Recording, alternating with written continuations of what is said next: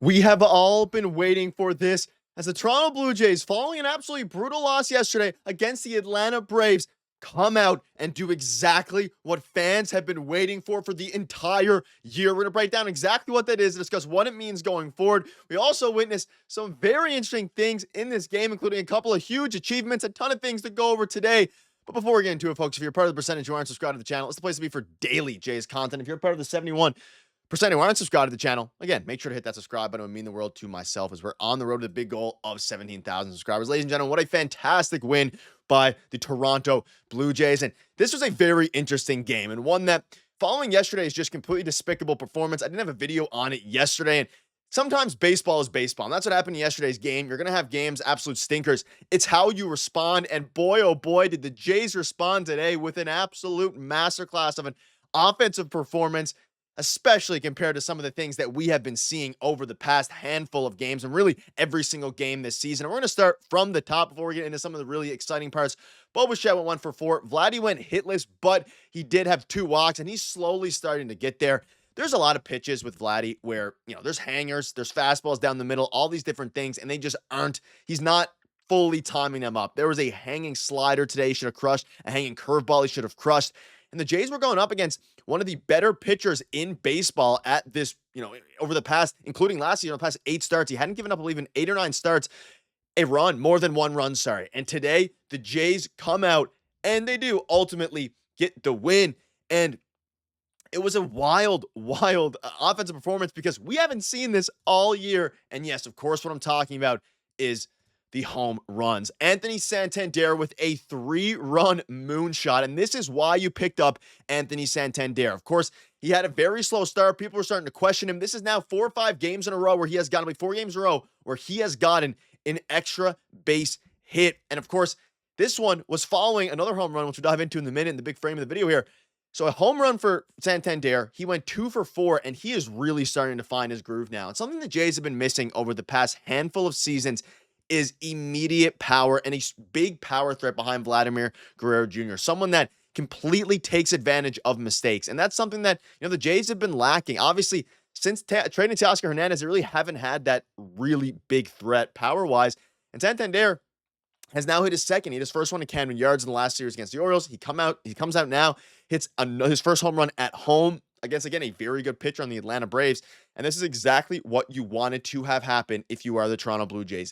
I've been clamoring about it all season long. If the Jays, top of the order, can start hitting, if the Jays can start hitting for any amount of power, then this team is going to be in very, very good shape, especially in the offensive department, because why else would you, get these guys like, Santander? You have guys like Vladdy who it's just a matter of time before he hit home runs. And of course, Santander and Kirk in a game where they go hitless, Jimenez and Kirk. Jimenez now is starting to struggle a little bit. His average is all the way down to 215. And I think that once George Springer comes back, then that's probably when you start to have the conversation of maybe moving Springer down to the 5 hole, having, George Springer in the 4 hole, using Jimenez down in the 5 hole.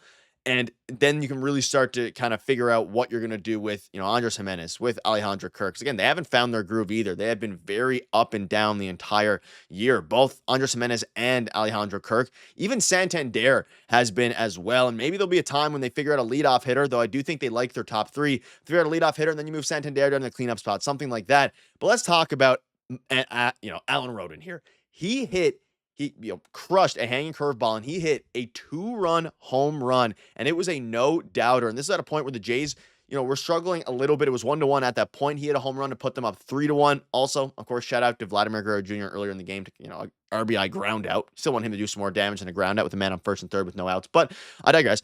Regardless of that, Alan Roden comes up, hits a 2-run bomb. Then, it was a beautiful swing. And Roden's been a guy who's been hitting a ton of ground balls. And he's obviously, the pitchers have started to adjust to Roden a little bit. And not only have they started to adjust to Roden, Roden's starting to adjust back now. And of course, he's working with Dave Popkins. He's working with, I was going to say Don Mattingly, but all the hitting coaches, probably Don Mattingly to a degree as well.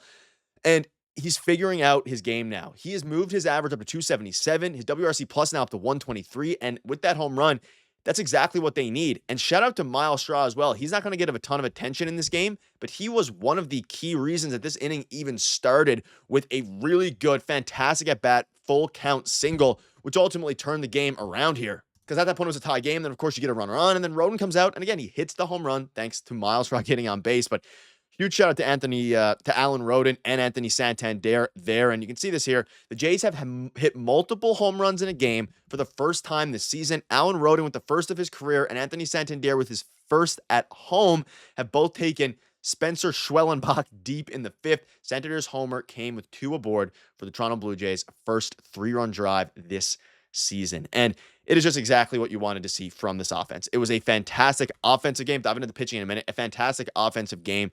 And if you can hit home runs, which is something we've seen the Jays lose games because they have their inability to hit home runs. They would always out-hit their opponent. They only had 6 hits in tonight's game. And guess what they do? They come out and they hit 2 home runs, which allows them to beat the Braves. Now, the Braves were very hot. Obviously, Austin Smith's hitting home runs. All these different guys, or Austin Riley, is hitting home runs. A lot of A's. We have Anthony Santander, Andres Jimenez, Alejandro Kirk, Addison Berger, Alan Roden, a ton of A's, and of course, Austin Riley.